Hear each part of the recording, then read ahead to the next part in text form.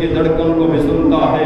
کون میرا خالق و مالک ہے جو ہر اعلیٰ و ادنا کو رزق دے رہا ہے، ہر اچھے برے کو دے رہا ہے، کافر مسلمان کو دے رہا ہے؟ کون میرا خالق ہے جو ہر وقت ہر ایک کی پکار کو سنتا ہے؟ وقال ربکم ادعونی استجب لکم، میرے رب نے اس بات کا اعلان فرما دیا، تم مجھے پکارو تو صحیح میں تمہاری پکار کو سنوں گا۔ وَنَحْنُ أَقْرَبُ إِلَيْهِ مِنْ حَبْلِ الْوَرِيدِ، اللہ تو کتنا قریب ہو کے سنے گا، کہا میں تیری شارک سے بھی زیادہ قریب ہوں۔ اور جس نے حضرت انسان کو پیدا کیا اور کہا تیری تخلیق کا مقصد، تیری تخلیق تجھے پیدا کرنے کا مقصد میری عبادت تھا، جس نے انسان کو پیدا کیا تخلیق کا مقصد ایک ہی تھا، بارگاہ الہی میں آیا کرے، اپنی جبین ناز کو اسی مالک کے سامنے جھکایا کرے۔ حضرات عزیز وقت آج ہم نے دنیا میں آنے کا مقصد سمجھ لیا پراپرٹی جمع کرنا، آج ہم نے دنیا میں آنے کا مقصد سمجھ لیا مال جمع کرنا، آج ہم نے دنیا میں آنے کا مقصد سمجھ لیا فساد پیدا کرنا، آج ہم نے دنیا میں آنے کا مقصد سمجھ لیا کسی کو دھوکہ دینا، آج ہم نے دنیا میں آنے کا مقصد سمجھ لیا یتیم کا مال کھانا، آج ہم نے دنیا میں آنے کا مقصد سمجھ لیا غریبوں یتیموں بے سہاروں پہ ظلم کرنا۔ نہیں میرے بھائیوں، یہ ہمارا دنیا میں آنے کا مقصد نہیں تھا۔ دنیا میں آنے کا مقصد کیا تھا؟ الہ العالمین کی عبادت کرنا۔ یا ایھا الناس اعبدوا ربکم الذی خلقکم والذین من قبلکم لعلکم تتقون، اے لوگو اس رب کی عبادت کرو جس نے تم کو پیدا کیا اور تم سے پہلے لوگوں کو پیدا کیا، لعلکم تتقون، تاکہ تم پرہیزگار بن جاؤ۔ انسان کو پیدا کیا، پیدا کرنے کا مقصد اللہ کی عبادت تھا، عبادت کا مقصد تقویٰ تھا، پرہیزگاری تھی۔ خلص الذنوب صغیرہا وکبیرہا ذاک التقیٰ، ہر چھوٹے بڑے گناہ سے بچ کے زندگی گزارنا، اسی کا نام تقویٰ تھا۔ اللہ نے انسان کے اوپر روزوں کو فرض کیا، روزے رکھنے کا مقصد بھی تقویٰ تھا۔ یا ایھا الذین آمنوا کتب علیکم الصیام کما کتب علی الذین من قبلکم لعلکم تتقون، اے ایمان والو تم پر روزے فرض کیے گئے جس طرح تم سے پہلے لوگوں کے فرض تھے، تاکہ تم پرہیزگار بن جاؤ۔ قربانی کرنے کا مقصد بھی تقویٰ تھا۔ لن ینال اللہ لحومها ولا دماؤها ولکن ینالہ التقویٰ منکم، اللہ تک تمہاری قربانیوں کا گوشت نہیں پہنچتا، اللہ تک تمہاری قربانیوں کا خون نہیں پہنچتا، میرا رب دیکھتا ہے تو انسان کے دل کے تقوی کو دیکھتا ہے۔ وَمَن يُعَظِّمْ شَعَائِرَ اللَّهِ فَإِنَّهَا تَقْوَى الْقُلُوبِ، بیت اللہ کا حج کرنا، حج کرنے کا مقصد بھی تقویٰ تھا۔ اور میرے بھائیو اس بات سے پتہ چلا انسان کا دنیا میں آنے کا مقصد عبادت تھا، عبادت کا مقصد تقویٰ، پرہیزگاری، خلص الذنوب صغیرہا وکبیرہا ذاک التقیٰ، ہر چھوٹے بڑے گناہ سے بچ کے زندگی گزارنا، اسی کا نام تقویٰ ہے۔ عبادت کی اقسام بیان کی گئی، نماز عبادت میں شامل ہے، روزہ عبادت میں شامل ہے، حج عمرہ عبادت میں شامل ہے، صدقہ خیرات کرنا عبادت میں شامل ہے، وہ قولی عبادت، فعلی عبادت، مالی عبادت، عملی عبادت، قلبی عبادت میں یہ ساری چیزیں شامل ہیں۔ اور ان سب کا مقصد کیا ہے؟ تیرے دل میں رب کا ڈر اور خوف پیدا ہو جائے، تو مالک کائنات سے ڈرنے والا بن جائے۔ آج جب تو رب کی عبادت کرے گا پھر تجھے ملے گا کیا؟ اللہ کے محبوب پیغمبر جناب محمد رسول اللہ صلی اللہ علیہ وآلہ وسلم نے فرمایا، حدیث قدسی ہے، اللہ کے نبی فرمایا، اللہ خود فرماتے ہیں، رسول اللہ نے فرمایا، اللہ خود فرماتے ہیں میرا بندہ کسی طریقے سے میرا اتنا قرب حاصل نہیں کر سکتا جتنا وہ مقرر کردہ فرائض کی ادائیگی سے حاصل کر سکتا ہے۔ فرض کی ادائیگی سے اللہ کا قرب ملے گا، اور کہا نوافل ادا کرنے سے اللہ کی محبت حاصل ہوگی۔ آج ذرا میں اپنے گریبان میں جان کے دیکھوں گا کہ ہم فرض کی ادائیگی کتنے کر رہے ہیں، ہم کتنے فرائض کو ادا کر رہے ہیں، ایک دن میں ہم کتنے فرائض کا انکار کر دیتے ہیں یا کتنے فرائض کی ہم ادائیگی کرتے ہیں، پھر کہتے ہیں اللہ ہمارے سنتا نہیں، رب تو سنتا ہے، لیکن ہم خود رب سے دور جا رہے ہیں۔ اور میرے بھائیو فرائض کی ادائیگی کرو، جب فرائض کی ادائیگی کرو گے تو پھر میرے مالک کا قرب ملے گا، جب تم نوافل کی ادائیگی کرو گے پھر میرا مالک کیا کرے گا؟ اس کی محبت تمہارے حصے میں آ جائے گی۔ آگے اللہ کی عبادت کرنے کا فائدہ کیا ہے؟ اللہ کے محبوب پیغمبر جناب محمد رسول اللہ صلی اللہ علیہ وآلہ وسلم فرماتے ہیں کہ بندہ جو اللہ کی عبادت کرتا ہے اس کو جناب محمد رسول اللہ کی رفاقت مل جاتی ہے۔ حضرت ربیع بن کعب رضی اللہ تعالیٰ عنہ بیان کرتے ہیں میں محبوب پیغمبر جناب محمد رسول اللہ صلی اللہ علیہ وآلہ وسلم کی خدمت میں حاضر تھا۔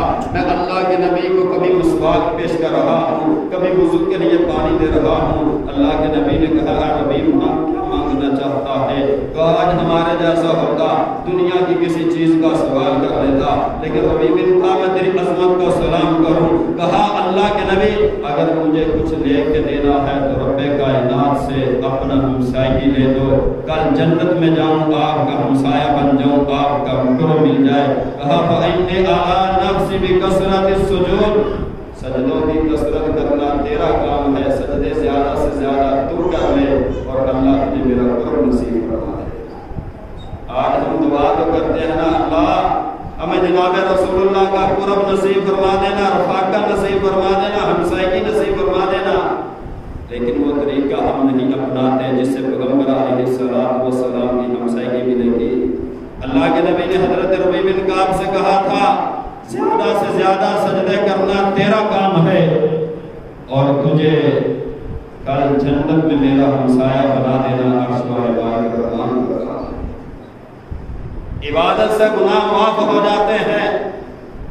اٹھائے سورۃ ہود کو، اقم الصلاۃ طرفی النہار زلفا من اللیل وزلفا من اللیل ان الحسنات یذہبن السیئات۔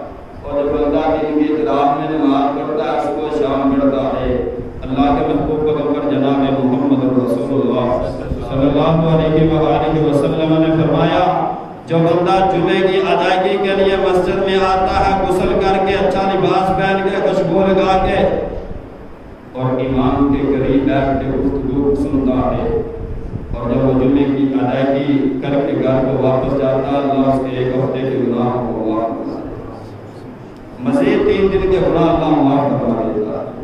اور کرو یا کم کی عبادت۔ کہا جب بندہ فجر پڑھے، فجر پڑھ لینے کے بعد ظہر پڑھ لیتا ہے، فجر اور ظہر کے درمیان ہونے والے گناہوں کو میرا مالک معاف کروا دیتا ہے۔ اور جس نے ظہر پڑھی پھر عصر پڑھ لی، عصر اور ظہر کے درمیان ہونے والے گناہ معاف۔ جس نے عصر کے بعد مغرب پڑھ لی، مغرب اور عصر کے درمیان ہونے والے گناہ معاف۔ اور جس نے مغرب کے بعد عشاء پڑھ لی، مغرب اور عشاء کے درمیان ہونے والے گناہوں کو میرا رب معاف فرما دیتا ہے۔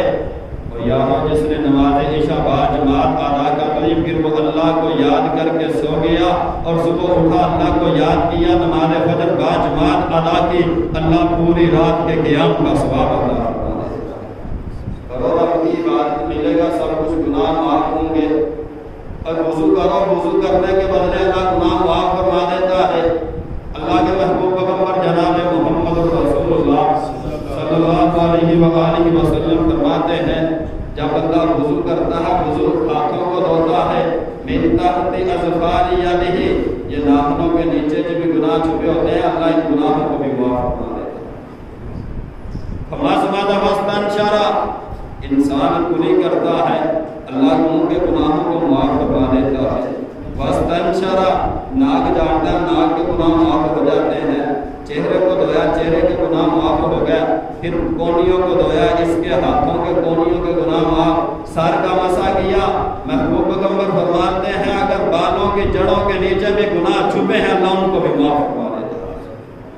پھر انسان اپنے پاؤں دھو لیتا ہے، من تحت اظفار رجلہ، پاؤں کے ناخنوں کے نیچے چھپے بھی گناہ معاف ہے۔ اور وضو کر لینے کے بعد انسان دعا پڑھ لیتا ہے، اشہد ان لا الہ الا اللہ وحدہ لا شریک لہ واشہد ان محمدا عبدہ ورسولہ اللہم اجعلنی من التوابین واجعلنی من المتطہرین۔ یہ دعا پڑھ لیتا ہے تو آسمان سے اعلان ہو جاتا ہے فتحت لہ ابواب الجنہ ثمانیہ، میرے اس بندے کے لیے جنت کے 8 دروازوں کو کھول دیا جائے۔ مسجد میں آیا تو رکعت نماز پڑھی، تحیۃ الوضو 2 رکعتیں پڑھ کے بیٹھ جاتا ہے، آسمان سے اعلان ہو جاتا ہے بن اللہ لہ بیتا فی الجنہ، میرے اس بندے کے لیے جنت میں ایک محل کو تیار فرما دیا جائے۔ کرو رب کی عبادت، رب کے قریب آؤ، دنیا میں رنگ لگ جائیں گے، جنت کا داخلہ پکا۔ آج دور دور تو جاتا ہے، آسمان والا تجھے بلاتا ہے اذان ہوتی ہے، اللہ اکبر کی صدا تیرے کانوں میں گونجتی ہے، بڑے کا بڑا بلاوا آتا ہے، لیکن تو اپنا کاروبار نہیں چھوڑ سکتا، تو دکانداری نہیں چھوڑ سکتا، تو اپنے کام کے اندر مگن ہے، کاروبار میں مصروف ہے، اور تو دنیا کے پیچھے دوڑ رہا ہے، تو تیرے نصیبے میں لکھا ہے تجھے مل جانا ہے۔ آپ 5 وقت نماز کی ادائیگی کر لے، اللہ گناہوں کو بھی معاف فرما دے گا، تیرا دنیا میں آنے کا مقصد بھی پورا ہو جائے گا۔ اور میرے بھائیوں ذرا میں آپ کو آگے بتلانا چاہتا ہوں، جب بندہ عبادت کرتا ہے، عبادت اللہ کی عبادت کرنے سے اللہ درجات کو بلند فرما دیتا ہے۔ محبوب پیغمبر جناب محمد رسول اللہ صلی اللہ علیہ وآلہ وسلم نے فرمایا، جو بندہ مبالغہ آرائی کے اندر دل کے نہ چاہتے ہوئے بھی سردی کا موسم ہو، دل نہیں کر رہا وضو کرنے کو، اتنی ٹھنڈے پانی سے وضو کر لیتا ہے، وضو کر کے جب وہ مسجد کی طرف آتا ہے، قدم اٹھاتا جاتا ہے، اللہ اس کے درجات کو بلند کرتا ہے۔ محبوب پیغمبر جناب محمد رسول اللہ صلی اللہ علیہ وآلہ وسلم نے فرمایا، جو بندہ اللہ کی عبادت کرتا ہے، کائنات کا خالق و مالک اس کو جہنم سے بچا لیتا ہے۔ اس طرح میں نے آپ کے پہلے قرآن کی آیت پڑھی، آپ کے سامنے یا ایھا الناس اعبدوا ربکم الذی خلقکم والذین من قبلکم لعلکم تتقون، کہ تم رب کی عبادت کرو تاکہ پرہیزگار بن جاؤ، تقوی اختیار کرنے والے بن جاؤ۔ جب تم رب کائنات کی عبادت کرو گے، تمہارے دل میں خوف خدا پیدا ہوگا۔ وَمَن يَتَّقِ اللَّهَ يَجْعَل لَّهُ مِنْ أَمْرِهِ يُسْرًا، اور جو بندہ اللہ سے ڈر جاتا ہے، اللہ معاملات میں آسانیاں پیدا کر دیتا ہے۔ وَمَن يَتَّقِ اللَّهَ يَجْعَل لَّهُ مَخْرَجًا، اللہ مشکلات سے نکلنے کے راستے آسان فرما دیتا ہے۔ وَيَرْزُقْهُ مِنْ حَيْثُ لَا يَحْتَسِبُ، اللہ اس کو رزق وہاں سے عطا کرتا ہے جہاں سے اس کا وہم گمان بھی نہیں ہوتا۔ اور جو مالک کائنات سے ڈر جاتا ہے، اللہ اس کے لیے جنت کے راستوں کو آسان فرما دیتا ہے۔ اور رب کی عبادت کرو، رب کی عبادت کرنے سے ملے گا کیا؟ اللہ کے محبوب پیغمبر جناب محمد رسول اللہ صلی اللہ علیہ وآلہ وسلم فرماتے ہیں، جب آدمی فرض نماز ادا کر لینے کے بعد اپنی جگہ پہ بیٹھا رہتا ہے اور ذکر و اذکار میں مشغول رہتا ہے، جب تک وہ اپنی جگہ تبدیل نہیں کرتا، فرشتہ اس کے لیے مغفرت کی دعائیں کرتا ہے، اللہم اغفر لہ، اللہم ارحمہ، اللہ اپنے اس بندے کو معاف فرما دے، اللہ اپنے اس بندے پہ رحم فرما، اللہ اس پہ رحمت کا نزول فرما۔ اور یارو کبھی نماز پڑھ کے 10 منٹ مسجد میں بیٹھ جایا کرو، ذکر و اذکار بھی کر لیا کرو، قرآن کریم کی تلاوت بھی کر لیا کرو، کبھی مسجد کے امام خطیب سے کوئی حدیث مصطفیٰ بھی سن لیا کرو، کبھی قرآن کی کسی آیت کا ترجمہ بھی سن لیا کرو، کبھی قرآن کی چند آیات کو پڑھ لیا کرو۔ قرآن کی آیات پڑھنا سیکھنا تمہارا کام ہے، اور تمہارے لیے بخشش اور رحمت کی دعائیں کرنا اللہ کے فرشتوں کا کام ہے۔ آؤ میں آپ کو بتلانا چاہتا ہوں، عبادت کرنے سے اللہ پریشانیوں کو دور فرما دیتا ہے۔ اللہ کے محبوب پیغمبر جناب محمد رسول اللہ صلی اللہ علیہ وآلہ وسلم، جب آپ علیہ السلام کو کوئی پریشانی آتی، آپ علیہ السلام غمگین ہوتے، آقا کیا کہا کرتے تھے؟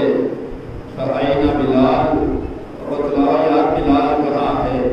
حضرت بلال بولتے آقا میں حاضر ہوں، تو محبوب پیغمبر فرمایا کرتے تھے، تم یا بلال، اے بلال کھڑا ہو جا، آسان کے نماز پڑھیں کہ دل کو سکون ملے۔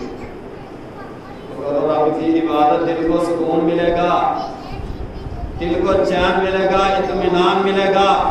کملی والے نے خود کہا تھا، جعلت قرۃ عینی فی الصلاۃ، نماز میری آنکھوں کی ٹھنڈک ہے، اور نماز اللہ کی عبادت ہے۔ اللہ کے محبوب پیغمبر جناب محمد رسول اللہ صلی اللہ علیہ وآلہ وسلم نے فرمایا، تم اللہ رب العزت کی عبادت کرو گے، عبادت کرتے جاؤ گے، اللہ کے قریب ہوتے جاؤ گے، اللہ تمہاری پریشانیوں کو دور کرتا جائے گا، رزق میں فراوانیاں پیدا کرتا جائے گا، مشکلات کو دور کرتا جائے گا۔ لیکن آج افسوس اس بات پہ ہے کہ ہم دنیا میں آنے کے مقصد کو بھول چکے ہیں۔ اے انسان، اللہ نے تجھے اشرف المخلوقات بنایا تھا، مالک کائنات نے نے تجھے قسمیں اٹھا اٹھا کے بنایا تھا. کہا والتین والزیتون وطور سینین وہذا البلد الامین لقد خلقنا الانسان فی احسن تقویم. اے انسان ہم نے تجھے اچھی شکل و صورت والا پیدا کیا ہے. کہیں میرے رب نے کہا الذی خلقک فسواک فعدلک. اس اللہ نے تجھے برابر برابر پیدا کیا تھا. اس نے ہر چیز کو تیرے تابع کر دیا تھا. تجھے اشرف المخلوقات بنایا تھا اور اس رب نے تجھے اپنے لیے پیدا کیا تھا. وما خلقت الجن والانس الا لیعبدون. کہ انسان میں نے تجھے پیدا کیا تو صرف اپنی عبادت کے لیے پیدا کیا. پھر اس بات کی یاد دہانی کروانے کے لیے انبیاء کو دنیا میں بھیج دیا. کسی بستی کی طرف, کسی قبیلے کی طرف, کسی شہر کی طرف, کسی علاقے کی طرف. پھر آخر میں جناب محمد رسول اللہ صلی اللہ علیہ وآلہ وسلم کو پوری انسانیت کے لیے رحمت للعالمین بنا کے دنیا میں مبعوث فرما دیا.